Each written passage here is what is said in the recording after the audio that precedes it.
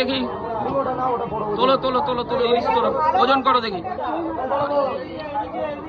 ওজন করো কট্টু হয় দেখি।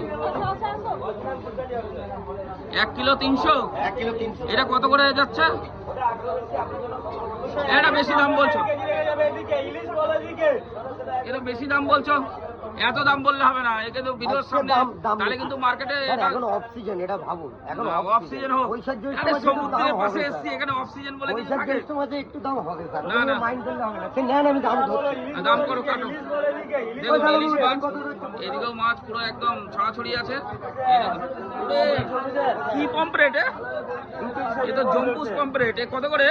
1600 টাকা কিলো। এই পম্পলেট দেখে তো দিল খুশ হয়ে গেল। দেখুন এই পম্পলেট দেখো, পম্পলেট 1600 টাকা করে বলছে।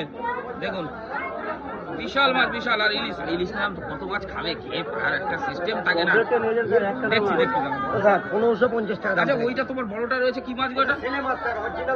আচ্ছা আচ্ছা, ওটা দেখলাম। মাছ কাটবে কে? আমি তো হোটেলে দিতে হবে, কেটে দিতে হবে মাছ। না